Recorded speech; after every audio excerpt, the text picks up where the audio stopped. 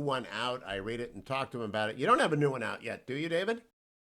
Give me 2 years. I'm All working right. on a book on the art of seeing others and being deeply seen. I figure it's an important skill is how do you get to know a person and make them feel heard and understood? Well, that's interesting. I've been arguing that the best pundits are those who understand and can articulate fairly the opposition point of view to their own. Do you agree with that definition? Yeah, no, I think, and what you do, interviewing people, like you can't guess what's in somebody's head, but in a skillful question answering, you can really probe deeply, and people come away thrilled to be around you because people love to tell about their lives, but a lot of people are just incurious. They don't care about the people around them. Yeah, this is off topic, but the dead giveaway of a bad conversation is when somebody asserts they know what you think. I know you believe Hugh, or I know you believe David, and then they go on to say what they believe you believe without asking you. It's always a tell that they don't really know. Yeah, that's for sure. But sometimes you feel like I once had a high school teacher who, in front of the whole English class, said, "David, you're being glib," and it wasn't pleasant. But she really knew me. I felt known in some deeply unpleasant way. But I remember that comment Oh, all these decades later. oh, that's interesting. I want to talk to you about your column, "Letter to a Young Republican," about which we don't agree. And at first, I think you stipulate that the party has been in worse places. And I looked it up yesterday. In 1964, after the election, the Republicans had 32 senators and 177 House members. In 1974, they had 42 senators and 174 House members.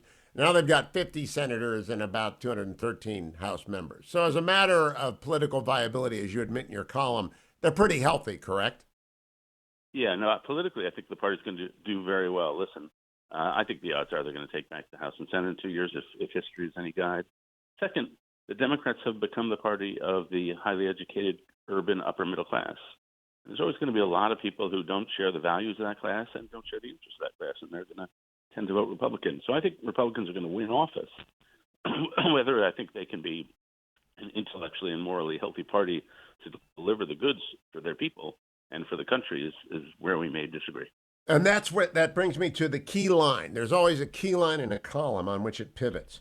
The party is politically viable, David Brooks writes, but it is intellectually and morally bankrupt. Under Trump, it became an apocalyptic personality cult. But you should know, in your letter to a young Republican, as I'm sure you do, that there are many Republicans who want to change their party and make it a vehicle for conservative bias. Now, I find it hard to reconcile that statement with the actual record in two areas: judges and national security. Let's take the first.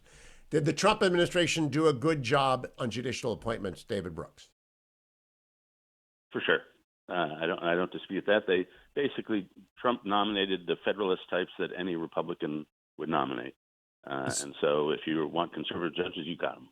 And it is my opinion that the Constitution is our number one. It is the frame of silver surrounding Lincoln's apple of gold, the Declaration of Independence.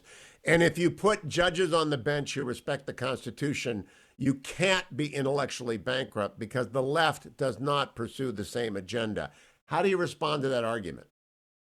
Yeah, you know what? I think the core crisis for our country is the social fabric, the widening gap between rural and urban, between the highly educated and the less educated, the widening gap of polarization.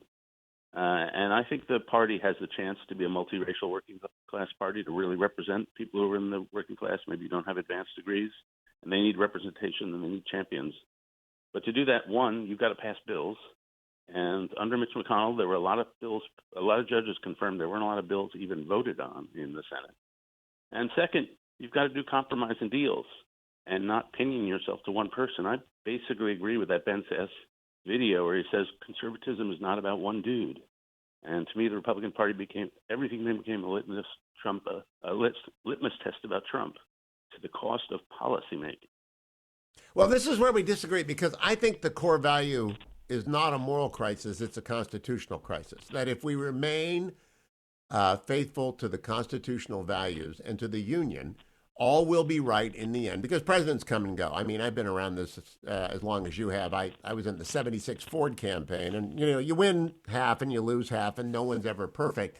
But you've got to maintain freedom. Freedom is the core value. Everything else will work itself out over time if you remain attuned to the Constitution. So we can't be bankrupt since we are the party. I'm not speaking for you, I'm speaking for me. I'm a Republican. I've always been a Republican. I'm a partisan. Our core value is commitment to that constitutional freedom. And if we stuck to that, and the judges did, it can't be bankrupt, David. Yeah, well, I'm not that super partisan. I'm more, I don't know, my journalistic tradition is arm's length from partisanship. But I am conservative. And to me, when you live in a country where nobody trusts each other, a generation ago, 80% of Americans trusted their institutions. A generation ago, 60% of Americans trusted each other, their neighbors. Now only 32% of Americans trust their neighbors. And when you live in a high distrust society, you get bitter fighting and no compromise. You get people who don't believe in experts and believe in conspiracy theories. You get communities that are torn apart and kids raised in an atmosphere of distrust and conflict and violence. You get families that fall apart. And so to me, that's the thing I focus on, and maybe that's why we're coming out with slightly different takes on this, because I think the party really needs to do something about that. I was in Nebraska, say, before COVID, and there are good people there doing a lot of good community work, but they're just being left behind. There are just no jobs in a lot of these places, and that work is the work of the Republican Party to provide employment, provide industry, all the sorts of things to make those communities decent places. And Oh, so I couldn't agree with you more. I went down to Skid Row 2 weeks ago with Judge David Carter. I've been talking with your colleague Nick Kristof about this. There are 537,000 people who are sleeping rough, as they say in Great Britain, and the epicenter of that is Skid Row, and it's a zombie apocalypse. It is unbelievable what we have in America. We're about to spend $2 trillion, and none of it's going to housing the unhoused. So there are intellectual arguments to be made, but when you wrote rather apocalyptically about an apocalyptic figure, I thought to myself, let's throttle back on national security. The Republicans are better than the Democrats. On judges, the Republicans are better on the Democrats. They might not be as good as the Democrats in terms of messaging, because I do think the accelerants of social media have greatly damaged the public discourse. But there are some of us who are still involved in that game. You are, Ross Douthat, myself, National Review Online. A lot of people on air and off air are still good at that. I just don't think we credit ourselves enough with that, David. And instead of writing about the bad, and many of my friends have written about the bad endlessly for the last 4 years because their distrust for and distaste of Donald Trump was so immense, it obscured everything else. We could follow Lamar Alexander, always quoted Alex Haley, find the good and praise it. Do conservatives need to do more of that? Yeah, I think it's more than just a media messaging thing. When I started this, we started about the same time. There were all these backbench Republicans who had these big political ideas, like Newt Gingrich was a young man back then, and he had an idea every 34 seconds. And they wanted to propose them, and they would call you up and say, will you champion my idea? And now I don't get as many of those calls. But the hopeful thing, because they're just following the leader, or they're just, going on Fox and talking about Donald Trump. But the hopeful thing to me, which I mentioned in the column, is that you're beginning to see a dawn of policy entrepreneurship. And so I mentioned in the column, Tom Cotton and Mitt Romney have gotten together to promote a bill that would raise minimum wage to $10 and e-verify, enforce our immigration rules. It's a great bill. Yeah. Yeah, and that would help working class wages in two different ways. And that's exactly what the party should be doing. Mitt Romney had a child credit a couple of weeks ago, and that would do a lot for American families. So I think the way to restore the party is not more media shows. It's just be a normal party that promotes policies and bills and actually puts them to a vote. I can tell you the Republicans I know in the Senate have been frustrated for years because they create a bill and it never gets to a vote because McConnell just wanted to do judges. Well, they also were recognizing that the House was in the control of Nancy Pelosi. I would point to Congressman Michael Waltz was on this show earlier. I always disclose my son works for him, but he came on because he had introduced a resolution that had made a lot of news, urging the Republicans urge a boycott of the Chinese Winter Olympics in 2022. That's an issue that is an executive branch issue on which the Article 1 House and Senate can weigh in. I think that's a key argument. And I think that the Republicans are making arguments about the Chinese Communist Party. You mentioned this in your column, so we don't disagree. Are the Republicans ahead on the issue of China? I think so.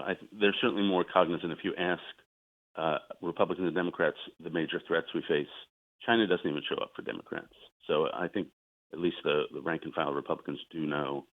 I suspect our policy on China will not be all that different from Biden to Trump. We'll see. As for the Olympics, that's an interesting one. That was embargo. I really like watching the Olympics. I would hate not to see a good Olympics with Americans in it. But if you got a country that's committing genocide, there's certainly a strong case for it. That's it. I can't. I know we went in 36, but they had not yet, to our knowledge, begun a genocide. And we know that the Chinese and Tony Blinken agreed with Mike Pompeo. It's a genocide. I don't know how we go. So let me close on this, David Brooks. One of the problems is we think moral leadership comes from politicians. I think moral leadership comes from Dr. Albert Mohler and Archbishop Charles Chaput and others like Archbishop Gomez. I don't think moral leadership should come from political people. Do you? I mean, I don't want them to be abjectly immoral, but I also think the constitutional duties are not moral duties, they're lawmaking duties. And I think we've merged everything because of social media. Last minute and a half to you on that point. Yeah, I think, well, certainly the most important moral people are the ones right around us. But think about your own life. Have you been influenced by George Washington and his magnanimity and sacrifice in time of war? Have you been influenced by Abraham Lincoln, his generosity in victory and his search for justice? I've certainly been influenced. Ronald Reagan, his influence, his optimism, his faith in America, his faith in common people. I think these figures are monumentally influential on the way we think and the way we are, the way our culture is during the time of their presidencies. So it matters a lot to me. Let me pick up. I've just been influenced by Grant because I just finished Chernow's book on Grant. And I'm all for forgiveness in his approach to Reconstruction and for an amnesty. That's why I wanted Neera Tanden confirmed, because we've got to get over this "you did mean tweets" thing. So yes, but key to today, you are influenced by the people around you. But if you want morality, David, do you look to political figures or do you look to thinkers and intellectuals and pastors? I wouldn't look to intellectuals. No, I do look. I look to all the above. I just read the Grant biography too, and a man of constant dedication to being fair to African Americans in circumstance after circumstance. A man of like strong aggression, a man of humility, a man who struggled with alcohol. I think we all look to exemplars, the people who set the highest possible standard. And when we're surrounded by people who have corrosive standards, we're corroded by them. And that's true, I think, personally, and it's true when we look nationally. That is true. Would you recommend Chernow's Grant to anyone? Yeah, I really enjoyed that tremendously.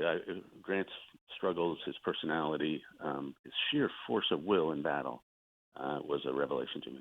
It was to me as well. Let's end on a note of agreement. David, always good to talk to you. His letter to a young Republican, I've tweeted out. Go read it. Don't forget, we have a great sponsor on this show, ReliefFactor.com.